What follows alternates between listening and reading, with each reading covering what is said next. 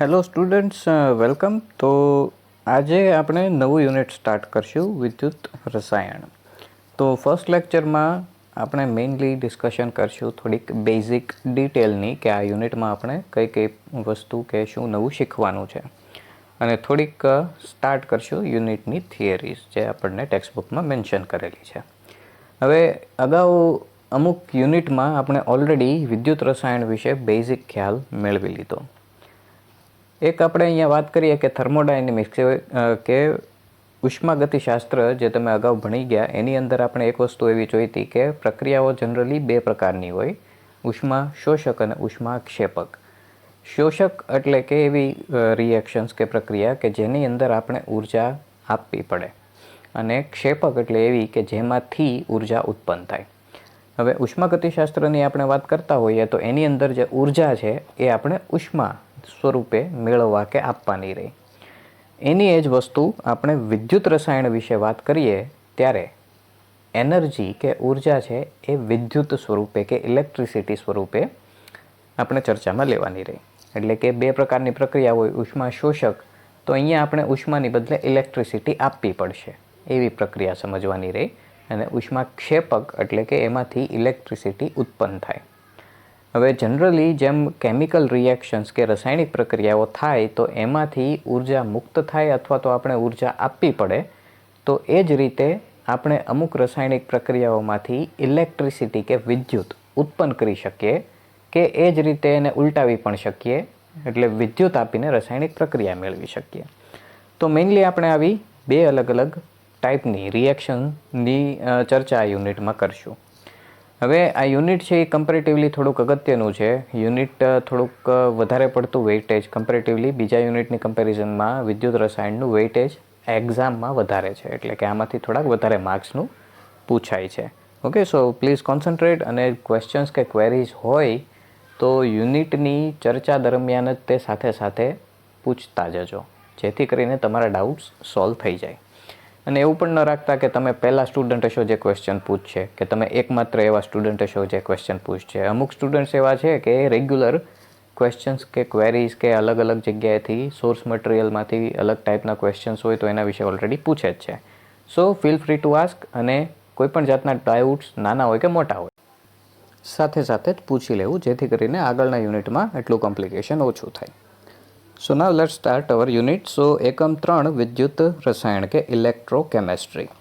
હવે પ્રસ્તાવનાની વિશે આપણે વાત કરીએ તો જેમ હમણાં આપણે થોડી વાર પહેલાં વાત કરી કે સ્વયંસ્ફુરિત કે એવી પ્રક્રિયા જે આપમેળે થઈ શકે, તો એના માટે આપણે વિદ્યુત આપી શકીએ અને એ પ્રક્રિયા થાય, અથવા તો એવી પ્રક્રિયા કે જે અસ્વયંસ્ફુરિત હોય, દેટ મીન્સ કે આપમેળે નહીં થાય, એને તમારે કરવી હોય તો આપણે એને ઉર્જા આપવી પડશે.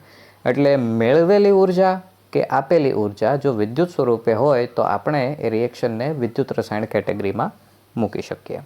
તો આ વિષય સૈદ્ધાંતિક પ્રાયોગિક બંને રીતે અગત્યનો છે, અને મોટી સંખ્યામાં એવા ઉત્પાદો છે કે જે આપણે રેગ્યુલર આ વિદ્યુત રસાયણની થિયરી ઉપર આધારિત પ્રક્રિયાઓથી મેળવીએ છીએ. જેમ એક્ઝામ્પલ આપ્યા છે કે ઘણી બધી ધાતુઓ છે, સોડિયમ હાઇડ્રોક્સાઇડ છે, ક્લોરિન ફ્લોરિન જેવા સંયોજનો છે.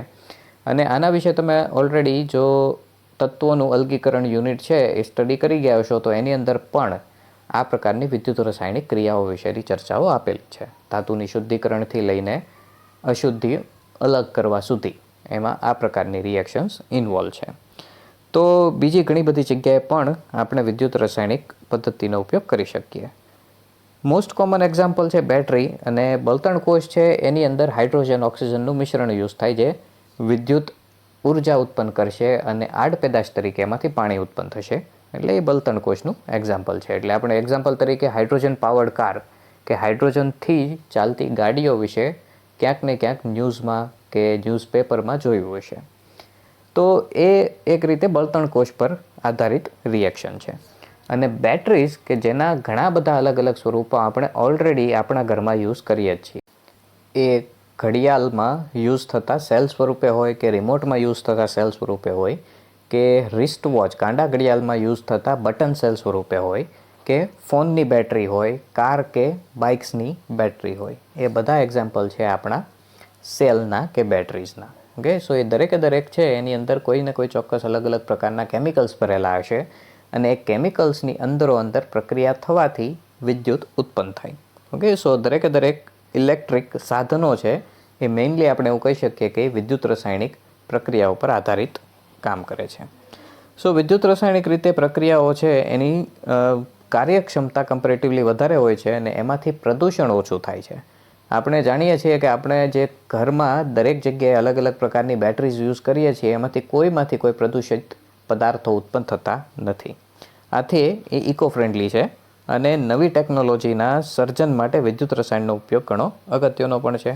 હવે ધીમે ધીમે આપણે જોઈએ છીએ કે સ્ટેપ બાય સ્ટેપ આપણા જે ટ્રેડિશનલ ફ્યુઅલ છે, આપણા પરંપરાગત ઈંધણો જેમ કે પેટ્રોલ, ડીઝલ, કેરોસીન, એનાથી હવે આપણે ધીમે ધીમે દૂર થવાનો પ્રયત્ન કરીએ છીએ અને ફર્સ્ટ ઓપ્શન છે આપણો ઇલેક્ટ્રિસિટી પાવર્ડ કાર કે બેટરી પાવર્ડ કાર. સો ઇલેક્ટ્રિક કાર કે ઇલેક્ટ્રિક બાઇક્સ છે એ વિદ્યુત રસાયણના ગુણધર્મો પર આધારિત છે. સો સંવેદી સંકેતોનું મગજકોષ મારફતે સંચારણ અને તેથી ઉલટું પણ કોષોની વચ્ચે સંદેશા વ્યવહાર વગેરે વિદ્યુતીય રાસાયણિક મૂળ ધરાવે છે. દેટ મીન્સ મગજ તરફથી શરીરના અલગ અલગ ભાગોને જે આદેશ કે ઓર્ડર મળે છે અથવા તો આપણે જે હાથ પગ દ્વારા સ્પર્શીને કે કોઈ પણ વસ્તુ ગરમ છે કે ઠંડી વગેરેને સ્પર્શીને કે આંખો દ્વારા જોઈને, કાનોથી સાંભળીને, નાકોથી સૂંઘીને આપણે જે કાંઈ પણ આપણી સેન્સીસ કે સંવેદનાઓ છે એ દરેક સંવેદનાઓ છે એ મગજ દ્વારા પ્રોસેસ થાય. એટલે કે હાથને કોઈ વસ્તુ અડવાથી ડાયરેક્ટલી ખબર નહીં પડે કે એ વસ્તુ ગરમ છે કે ઠંડી. હાથ છે એ સિગ્નલ મોકલશે મગજ સુધી. મગજ છે એનું એનાલાઇઝ કરશે અને ગરમ છે કે ઠંડુ એ આઈડેન્ટિફાય કરશે. તો એ દરેક સિગ્નલની આપ-લે છે મગજથી અંગો સુધી કે અંગોથી મગજ સુધી એ વિદ્યુત સ્વરૂપે જ થાય છે. એટલે કે આપણું શરીર છે એ કોન્સ્ટન્ટલી લો પલ્સ એટલે કે ઓછા શક્તિવાળા વિદ્યુતીય સિગ્નલો છે એની કોન્સ્ટન્ટ આપ-લે શરીરમાં કરે છે, જેના દ્વારા આપણે આપણું શરીર ઓપરેટ કરી શકીએ છીએ કે સંચાલન કરી શકીએ છીએ. તો વિદ્યુત રસાયણ એટલા માટે ઘણો વિશાળ અને આંતરવિષયક વિષય છે અને આ એકમમાં આપણે એમાંથી કેટલીક પ્રાથમિક બાબતો વિશે ચર્ચા કરશું. તો સૌપ્રથમ આપણે અહીંયા ચર્ચા કરશું વિદ્યુત રાસાયણિક કોષ વિશે, ઇલેક્ટ્રોકેમિકલ સેલ. હવે વિદ્યુત રાસાયણિક શબ્દનો મિનિંગ આપણે સમજી લઈએ કે જે કેમિકલ રિએક્શન કે રાસાયણિક પ્રક્રિયા થવાથી ઉષ્માક્ષેપક પ્રકારની પ્રક્રિયા હોય કે સ્ફુરિત પ્રકારની પ્રક્રિયા હોય, તો એ પ્રક્રિયા થવાથી જો વિદ્યુત ઉત્પન્ન થતી હોય તો એને વિદ્યુત રાસાયણિક કોષ પ્રક્રિયા કહેવાશે. દેટ મીન્સ રાસાયણિક પ્રક્રિયા દ્વારા વિદ્યુત ઉત્પાદન એને કહેવાશે વિદ્યુત રાસાયણિક પ્રક્રિયા. તો ઓબ્વિયસલી વિદ્યુત રાસાયણિક કોષ છે એક ઇલેક્ટ્રિકલ પાવર પ્રોડ્યુસ કરશે વિથ કેમિકલ રિએક્શન. ઓકે, રાસાયણિક પ્રક્રિયા દ્વારા વિદ્યુત ઉત્પન્ન કરશે. તો એની વિશે આપણે ચર્ચા કરીએ. સાથે સાથે પણ નોટ કરી રાખજો કે વિદ્યુત રાસાયણિક કોષમાં રસાયણ પ્રક્રિયા દ્વારા વિદ્યુત ઉત્પન્ન થાય એ જ રીતે જો આપણે ઉલટાવીએ એટલે કે વિદ્યુત આપીને કોઈ રાસાયણિક પ્રક્રિયા કરાવીએ તો એને વિદ્યુત વિભાજ્ય પ્રક્રિયા કહેવાય. એટલે વિદ્યુત વિભાજ્ય છે એ વિદ્યુત રાસાયણિક પ્રક્રિયાની ઉલટી પ્રક્રિયા થાય. વિદ્યુત રાસાયણિકમાં રાસાયણિક પ્રક્રિયા દ્વારા વિદ્યુત ઉત્પન્ન થાય અને વિદ્યુત વિભાજ્યમાં વિદ્યુત આપીને રાસાયણિક પ્રક્રિયા કરી શકાય. એક્ઝામ્પલ તરીકે આપણી ફોનની બેટરી. ફોન જ્યારે તમે યુઝ કરો છો ત્યારે તમે એ બેટરીનો ઉપયોગ કરો છો વિદ્યુત ઉત્પાદન માટે. એટલે એ સમયે આપણી બેટરી વિદ્યુત રાસાયણિક કોષ તરીકે વર્તે છે. પણ જ્યારે બેટરી છે એ લો થાય અને આપણે ફોન છે એને ચાર્જિંગમાં મૂકીએ ત્યારે આપણે વિદ્યુતથી જે અગાઉ રાસાયણિક પ્રક્રિયા થઈ હતી એને ઉલટી પ્રક્રિયા કરાવીને એમાં ફરીથી બેટરી ચાર્જ કરીએ છીએ. એટલે એ સમયે આપણી બેટરી ચાર્જિંગ સમયે ફોનની બેટરી વિદ્યુત વિભાજ્ય કોષ તરીકે વર્તે. હવે અગાઉના ધોરણમાં તમે ડેનિયલ સેલ વિશેની બેઝિક માહિતી મેળવી ચૂક્યા છો, પણ છતાંય આપણે અહીંયા થોડીક બેઝિક માહિતી એની લેશું. તો અહીંયા આપણને આકૃતિ દર્શાવેલી છે અને આકૃતિની અંદર જે મુખ્ય પ્રક્રિયા છે એ પણ અહીંયા દર્શાવેલી છે. તો સૌપ્રથમ આપણે આ રિએક્શન વિશે થોડીક વાત કરીએ. તો આ પ્રક્રિયામાં જોઈ શકીએ છીએ કે આપણી પાસે ઝિંક સોલિડ છે અને કોપર આયન્સ છે, એટલે કે દ્રાવ્ય સ્વરૂપે હશે, એટલે એક્વિયસ સ્વરૂપે દર્શાવેલા છે. પ્રક્રિયાના અંતે ઝિંક સોલિડ કે ઘનમાંથી ઝિંકનું દ્રાવણ કે આયનીય સ્વરૂપ મળશે અને કોપર છે એ દ્રાવ્ય સ્વરૂપમાંથી ઘન સ્વરૂપે કે મેટલ ધાત્વીય સ્વરૂપમાં રૂપાંતરિત થશે. હવે અહીંયા પ્રક્રિયા દરમિયાન મેઇન વસ્તુ શું થઈ?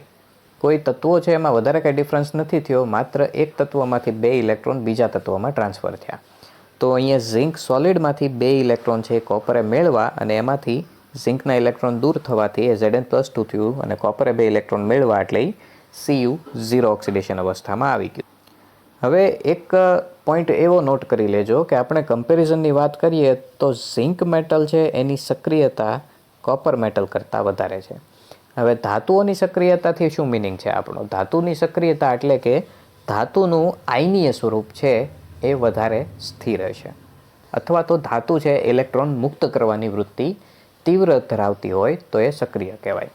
તો ઝિંક છે એ વધારે સક્રિય છે એટલે ઝિંક છે એ પ્રયત્ન કરશે ઇલેક્ટ્રોન મુક્ત કરીને Zn+2 આયન સ્વરૂપમાં રૂપાંતરિત થવા માટે. અને એનું મેઇન કારણ છે કે ઝિંક કરતાં એનું આયનીય સ્વરૂપ છે એ વધારે સ્થાયી છે.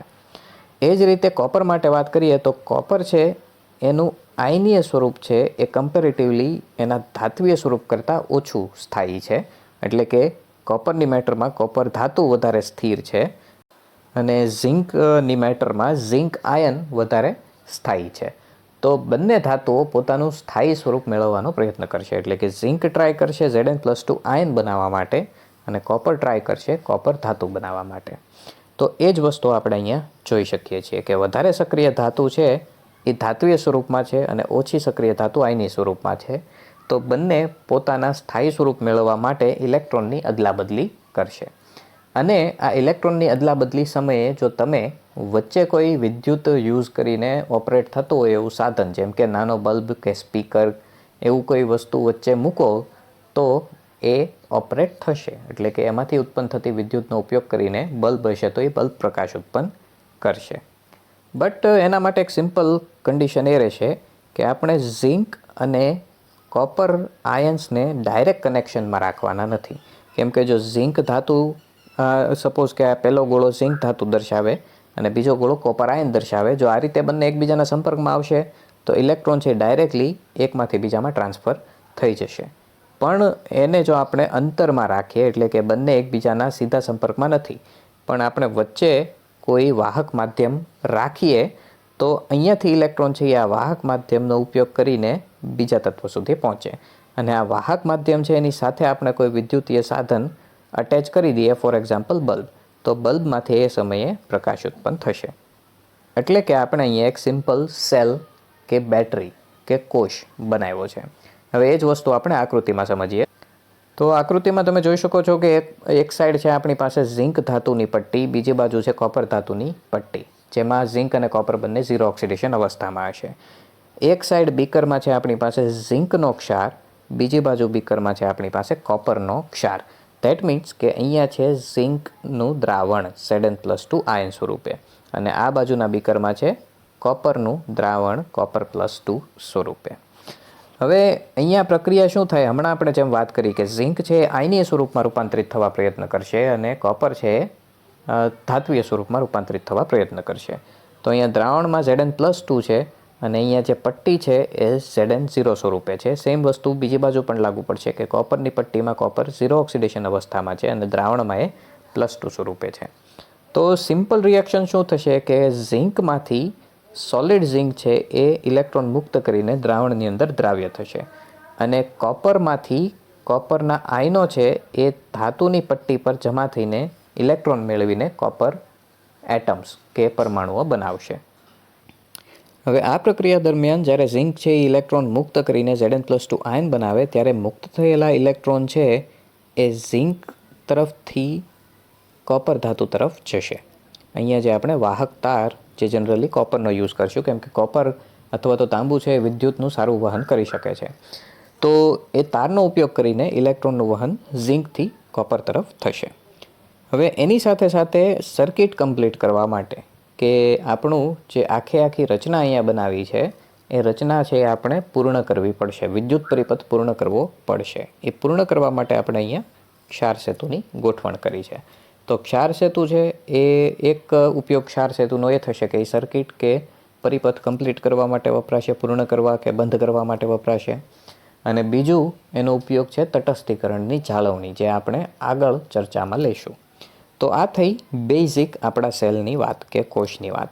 હવે અહીંયા જે વાહક તાર આપણે ગોઠવો ત્યાં જો તમે કોઈ વિદ્યુતીય સાધન ફોર એક્ઝામ્પલ બલ્બ ગોઠવશો તો આ પ્રક્રિયા દરમિયાન ઇલેક્ટ્રોનના પ્રવાહને લીધે એ બલ્બમાંથી પ્રકાશ ઉત્પન્ન થશે અને સીધા ઇલેક્ટ્રોનનું વહન રોકવા માટે આપણે ઝિંક અને કોપર બંનેને અલગ અલગ સ્થાનોમાં રાખ્યા. બંને એકબીજાના સીધા સંપર્કમાં નથી આવ્યા, નહીં તો વાહક તારની મદદ વગર જ તે સીધા ઝિંકમાંથી ઇલેક્ટ્રોન કોપરમાં ટ્રાન્સફર થાય.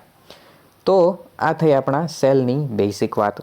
હવે જો તમે અહીંયા સેલની અંદર જે દ્રાવણો આપણે યુઝ કર્યા, એટલે કે અહીંયા ઝિંક સાઇડ જે આપણે Zn+2ની વાત કરી, ત્યાં આપણે જનરલી ZnSO4 યુઝ કરશું, ઝિંક સલ્ફેટ, અને કોપર સલ્ફેટ હશે બીજી સાઈડ, એટલે કે CuSO4. હવે અહીંયા જે દ્રાવણ યુઝ કર્યા એના કોન્સન્ટ્રેશન કે સાંદ્રતા જો 1 મોલર હોય તો આ પ્રમાણિત પરિસ્થિતિ કહેવાય. એટલે કે જો તમે દ્રાવણો યુઝ કરો તો એની સાંદ્રતા 1 મોલર હોય, કોઈ વાયુઓ યુઝ કરો તો એનું દબાણ 1 બાર હોય, તો એવી સ્ટાન્ડર્ડ કે પ્રમાણિત અવસ્થામાં આ જો કોષ હોય તો એને પ્રમાણિત વિદ્યુત કોષ તરીકે ઓળખાય. અને પ્રમાણિત વિદ્યુત કોષ છે એના માટે અહીંયા જે એક્ઝામ્પલ આપણી પાસે છે કોપર અને ઝિંકનું, એના માટે પ્રમાણિત અવસ્થામાં 1.1 વોલ્ટનું આઉટપુટ છે. એટલે કે આમાંથી મહત્તમ 1.1 વોલ્ટનો વિદ્યુત પ્રવાહ ઉત્પન્ન થઈ શકે. ઓકે, સો હવે એની ઉપરથી આપણે 3 અલગ અલગ પરિસ્થિતિઓ વિશે ચર્ચા કરવાની છે. એ પહેલાં એક અહીંયા પોઈન્ટ નોટ કરો કે અહીંયા ઝિંકમાં અહીંયા આપણને માઇનસ સાઇન દેખાય છે, કોપર સાઈડ અહીંયા પ્લસ સાઇન દેખાય છે. તો ઝિંકની પટ્ટી અને કોપરની પટ્ટી છે એના અલગથી નામ છે, એને કહેવાશે વિદ્યુત ધ્રુવો કે ઇલેક્ટ્રોડ્સ. તો વિદ્યુત ધ્રુવો કે ઇલેક્ટ્રોડ છે એમાંથી એક ઇલેક્ટ્રોડ છે એના માટે પ્લસ સાઇન યુઝ થાય, બીજા માટે માઇનસ થાય. તમે કદાચ ઘરમાં સેલ હોય તો સેલ કોઈ પણ રિમોટનો સેલ હોય કે ઘડિયાળનો સેલ હોય એને લઈને તમે જોઈ શકો છો, કે પછી બટન સેલ હોય તો એમાં તમે અગાઉ જોયેલું જ હશે કે એક સાઈડ પ્લસની સાઇન હોય, એક બાજુ માઇનસની સાઇન હોય. તો ઝિંક છે એના માટે માઇનસ સાઇન દર્શાવે છે કે ઝિંક છે એ એનોડ છે.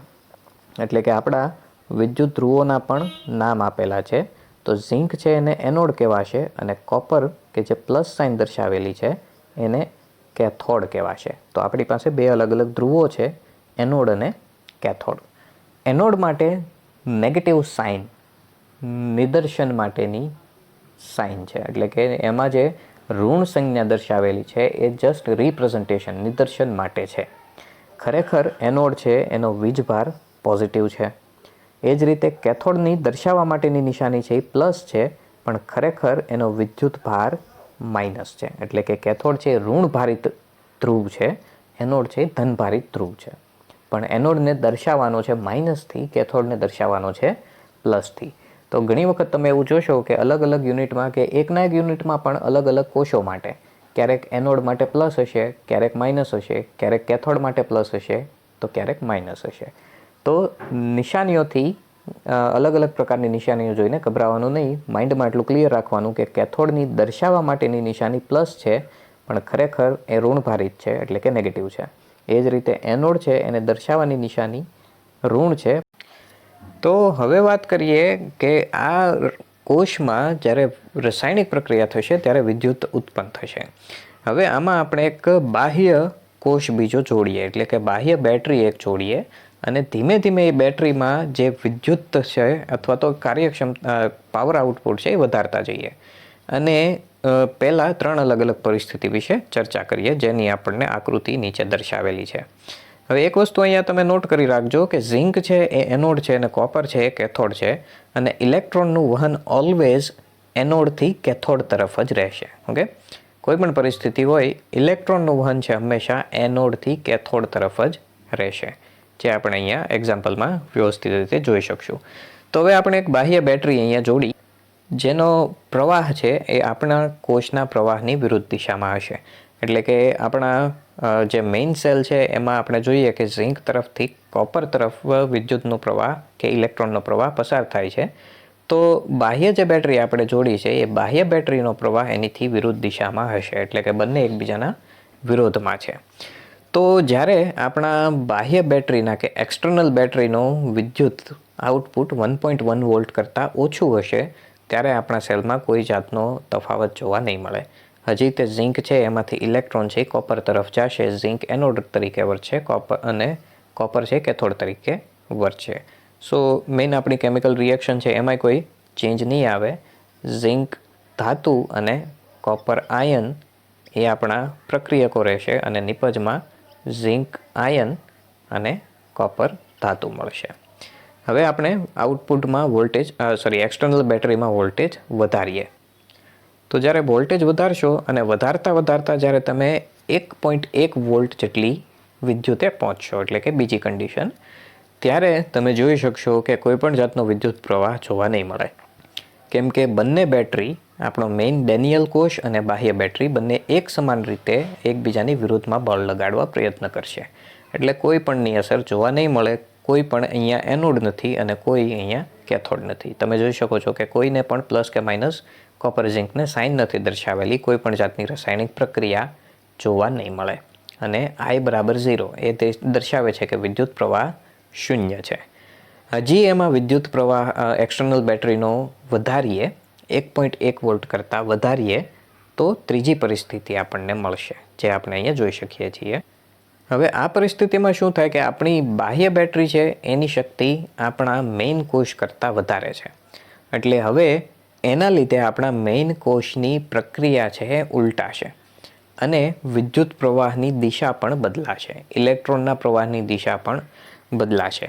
એટલે શરૂઆતમાં જ્યારે ઝિંકમાંથી ઝિંક આયન બનતા હતા, હવે એ પ્રક્રિયા ઉલટાઈ જશે અને હવે બનશે ઝિંક આયનમાંથી ઝિંક ધાતુ. અને શરૂઆતમાં જ્યારે કોપર ધાતુમાંથી કોપરના આયનો બનતા હતા, એ પ્રક્રિયા પણ ઉલટાઈ જશે અને હવે કોપર ધાતુમાં આયનમાંથી બનશે કોપરની ધાતુ. એટલે હવે આપણી મુખ્ય પ્રક્રિયા કંઈક આ રીતે રહેશે. હવે Zn+2 આયન છે એ Zn મેટલ બનશે અને કોપર મેટલ છે એ કોપર+2 આયન બનશે. એટલે કે આપણી જે ફર્સ્ટ રિએક્શન હતી, આ રિએક્શનમાં આપણને વિદ્યુત પ્રવાહ છે એ મળતો હતો. એટલે કે અહીંયા આપણે ઇલેક્ટ્રિસિટીને દર્શાવી શકીએ નિપજ તરીકે. હવે એની એ પ્રક્રિયા ઉલટાવીએ ત્યારે ઇલેક્ટ્રિસિટી છે એ પ્રક્રિયક તરીકે કામ કરશે અને નિપજ આપણી Zn અને Cu2+ મળશે. દેટ મીન્સ કે આપણે આપણી પ્રક્રિયા ઉલટાવી નાખી. એટલે જો ફર્સ્ટ એક્ઝામ્પલ છે એ વિદ્યુત રાસાયણિક કોષનું હોય, તો બીજું એક્ઝામ્પલ થઈ ગયું હવે વિદ્યુત વિભાજ્ય કોષનું, કે જેમાં વિદ્યુતનો ઉપયોગ કરીને આપણે ઇલેક્ટ્રિસિટી બનાવીએ છીએ. તો હવે તમે અહીંયા જોઈ શકો છો કે આપણા એનોડ અને કેથોડ પણ ઉલટાઈ ગયા છે. હમણાં થોડી વાર પહેલાં આપણે વાત કરી કે ઇલેક્ટ્રોનનો પ્રવાહ ઓલવેઝ એનોડથી કેથોડ તરફ જ રહેશે. તો હવે અહીંયા પ્રક્રિયા આપણી એ રીતે થઈ કે કોપર છે એ ઇલેક્ટ્રોન મુક્ત કરશે અને ઇલેક્ટ્રોન ઝિંક તરફ જશે. તેથી કોપર હવે આપણું એનોડ થઈ ગયું છે અને ઝિંક છે એ આપણું કેથોડ થઈ ગયું છે. વિદ્યુત પ્રવાહની દિશા પણ ઉલટાઈ ગઈ પહેલાંની કમ્પેરમાં. પહેલાં છે વિદ્યુત પ્રવાહ કોપરથી ઝિંક તરફ હતો અને એની બદલે અત્યારે વિદ્યુત પ્રવાહ ઝિંકથી કોપર તરફ ગયો. ઇલેક્ટ્રોનનો પ્રવાહ છે એ શરૂઆતમાં ઝિંકથી કોપર તરફ હતો, એ આ સેલમાં ઉલટાઈને કોપરથી ઝિંક તરફ થયો. ઓકે, સો આ 3 અલગ અલગ પરિસ્થિતિ છે અને અહીંયા જે ફાઇનલી ત્રીજું એક્ઝામ્પલ આપણને જે દર્શાવેલું છે એ વિદ્યુત વિભાજ્યનું એક્ઝામ્પલ થશે. અને એક રીતે આપણે કહી શકીએ કે પહેલું એક્ઝામ્પલ જે છે અહીંયા 3 પરિસ્થિતિમાંથી, એમાં પહેલું એક્ઝામ્પલ છે એ આપણે સેલ વાપરીને વિદ્યુત ઉત્પન્ન કરાવીએ છીએ. એટલે કે આપણે બેટરી ડિસ્ચાર્જ કરીએ છીએ. અને ત્રીજું એક્ઝામ્પલ છે એ ચાર્જિંગનું એક્ઝામ્પલ થશે કે આપણે વિદ્યુત આપીને રાસાયણિક પ્રક્રિયા ઉલટાવીએ છીએ. એનો મિનિંગ એવો થયો કે આપણે બેટરી ચાર્જ કરીએ છીએ. તો આ એક્ઝામ્પલ બેટરી ચાર્જિંગનું થશે અને પહેલું એક્ઝામ્પલ છે એ બેટરી ડિસ્ચાર્જિંગનું થશે. અહીંયા સુધીના બેઝિક ટોપિક્સમાં કોઈ ડાઉટ જણાય તો નેક્સ્ટ લેક્ચરમાં ડિસ્કશન કરતાં પહેલાં પૂછી લેજો, જેથી કરીને આપણા ડાઉટ્સ ક્લિયર થઈ શકે અને આગળ કન્ફ્યુઝન ના રહે. Thank you.